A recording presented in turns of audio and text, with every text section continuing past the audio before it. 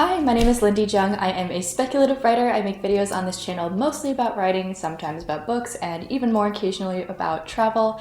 And welcome back to another video about writing craft. So if you clicked on this video about revision, then you probably just finished your novel and you're wondering what to do. Today we're basically going to talk about the 10 steps that I loosely like to follow when I'm pursuing a developmental edit, especially of a first or early finished draft of a book. So a developmental edit, just to catch you up, is an edit that focuses on the big picture issues within a story. So this isn't where you're fixing your typos or adjusting your wording or trying to make your words sound fancy and elevate your prose. It's more like, okay, is this character arc panning out the way I want it to? Is the plot following a logical flow? Are there any scenes that need to be cut or added? You're looking at these big picture story things.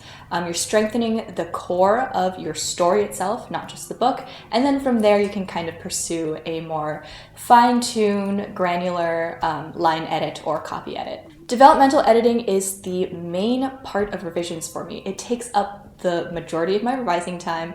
I was a copy editor for a student-run paper in university, so I feel like I can just smash out copy edits in a couple of days. But revising developmental edits, that takes a little bit of brain power, and it can be really overwhelming to start out, so I'm just gonna sort of guide you through the steps I take. That's basically it for the primer. The other thing I wanna say is that thank you so much. I already sort of thanked everyone in my podcast, which the first episode came out last week. But I just wanted to say thank you again for my regular viewers, for 10,000 subscribers. That's actually mind-blowing because I literally am just sitting here talking about writing all day. I mean, it's just incredible. So thank you for supporting the channel and being interested enough in my work to subscribe. I have so much fun doing this, so it's just nice to feel like I'm getting something out of it as well. Also, my other plug is, yes, I did start a writing podcast. This is a long-form podcast that is designed to sort of serve as a virtual writing retreat, so it's very chill, very laid back. I'm pretty much just chatting. I just finished recording an episode with my first ever guest, so that's gonna be super fun. If you are a writer or you make YouTube videos about writing or TikToks, whatever, and would be interested in being a guest, then please let me know. My Instagram DMs are open. My email is linked below. I would love to have you on. So it's super chill, super cozy. It's sort of meant to be put on in the background. I don't know, I just love doing a more casual podcast because most of my videos tend to be a little bit more like this or are more like vlogs, which are just slightly more intense to film and put together. So it's nice to just be able to sit and talk about nothing for a little bit. Okay, without further ado, let's get into my steps for developmental edits. Step number 1 is to take time off from your work. The amount of time you might need varies. I find that it varies a lot for me depending on the length of the project, as in the actual word count, how long I spent working on it, the genre, just my overall mood and what's going on in my life. But I do think it's very important to take a step back after you've hit the end on your first draft or your second draft or however many drafts you're into it. Just sort of let your brain settle, because while I'm in the drafting process for a book, or to an extent even the revising process, it can be hard to see the forest for all the trees. By this cliche, I basically mean that sometimes you're not going to notice the issues because you've been up so close and personal with them until you take that step back, until you take that breather. I don't want to just recommend taking a step back and taking time off from your work. I want to also recommend writing other things if you have the energy, maybe some short fiction. I feel like that's always a good brain reset for me creatively. Reading other people's work, getting into that editing mindset by beta reading for someone else, or even just like reading stories and trying to figure out, oh, here's how I would adjust this or fix this, published works and the like. Letting yourself let go of that story a little bit, letting yourself let go of the notion of what that story is and start thinking more about like what it could be. Step number 2 is very similar. It is to cleanse your palate, cleanse your creative palate. I don't mean literally gargle some wine or whatever. My number 1 recommendation, and something that I have worked into my writing process, is to just take a day or two and write a piece of short fiction. Write some flash fiction, write a short story that's been bothering you in the back of your head. I was so opposed to writing short fiction for so long for no reason. I don't know what it was. I think because I just hadn't read enough of it, and when I did read short fiction, it was in anthologies, and I feel like anthologies are not the best representation of what short fiction can be and is.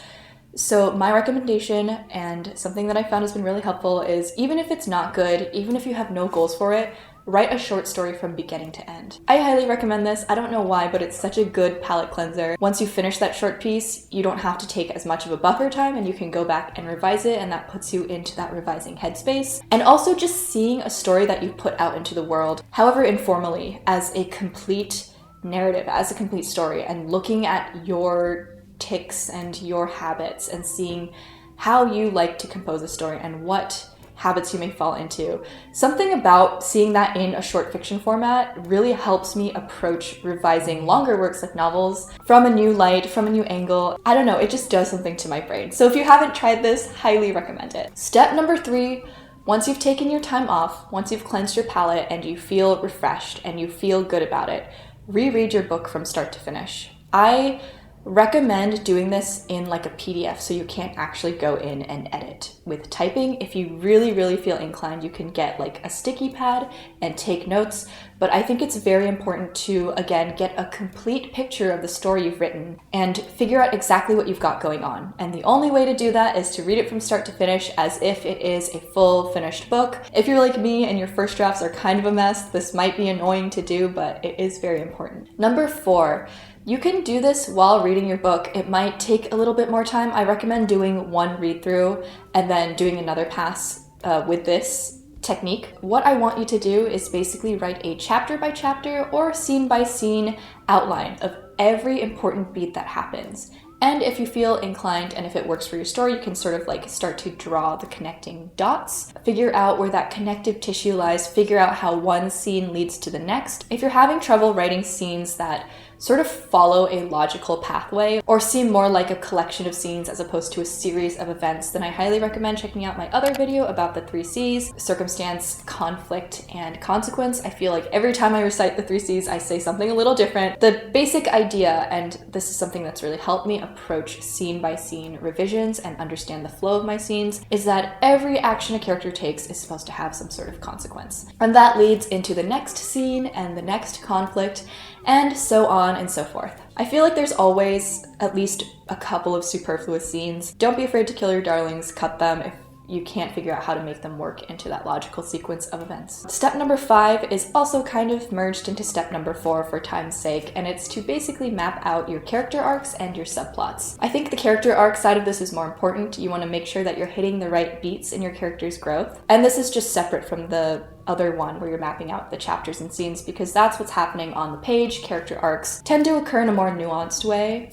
They might not be so explicit on the page. Use whatever organizational method works for you. I think it's just very helpful to map out these smaller occurrences that tend to fall into the back of our mind as we're drafting and sort of get a handle of, what beats you're hitting in the arcs and the subplots, and figure out where those points might lie or where they're supposed to lie and what might be missing. And for these 2 things, for steps 4 and 5, writing with pen and paper has always helped me because it's a lot more tactile and it just feels more solid and real when I'm mapping it out like that. Number 6 is to double check your transitional scenes. This is a new step for me. Your transitional scenes tend to be the ones that fall to the wayside when you're drafting, especially if you're drafting quickly, because they just aren't as critical to the plot. But that doesn't mean they're not critical, because transitional scenes are often very important, not just for the flow and enjoyment of the reading experience, but also for character arcs, because transitional scenes, which are basically to catch you up and step back a little, are the scenes that occur between one major beat and the next. So this could be anything like characters moving from point A to point B to hit the next part of the plot, or it could just be a character sliding from one emotional state to the next. It can be physical, it can be non-physical. It's just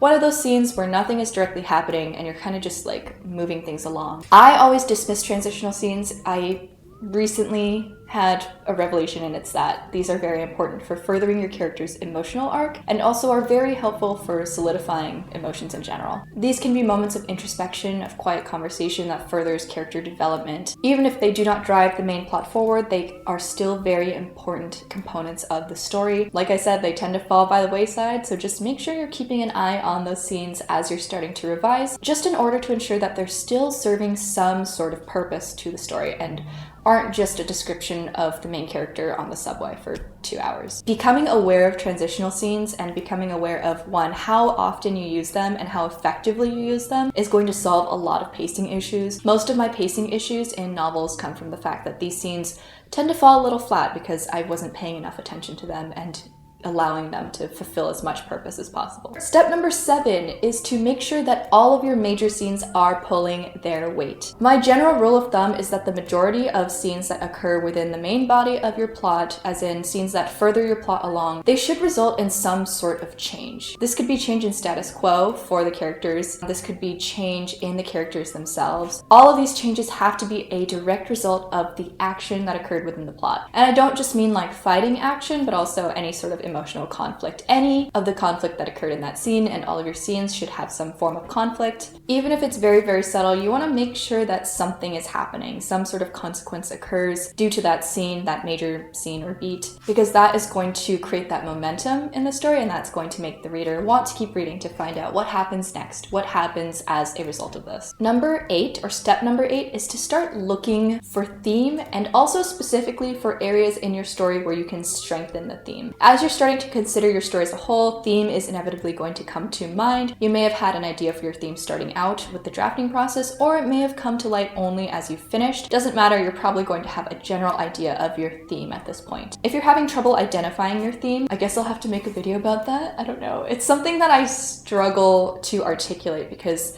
theme, like a lot of parts of writing, is so in your gut. I think it does help to try to articulate that gut instinct into something tangible so you can work with it, so you have an idea of what the story is pushing toward in terms of theme, and so you can edit accordingly. I am personally of the belief, and I found in my own work, this might not be true for you, but I do think that theme tends to emerge more with revisions as opposed to just the drafting process. And I like to not think about things like theme too much when I'm drafting. I want to just sort of like let loose and let the story come out as I've envisioned it, and not worry so much about like the more advanced things until revisions, but this is the point where I would start to consider theme. So after you have sort of identified your theme during revisions, how do you make it emerge more? Let's say that your theme is something like first love never really leaves you. You would want to maybe look at those transitional scenes and put in more personal reflection from the POV character about that theme, about that concept or idea. You want to check the character arc and sort of see if they land on the correct conclusion about that theme.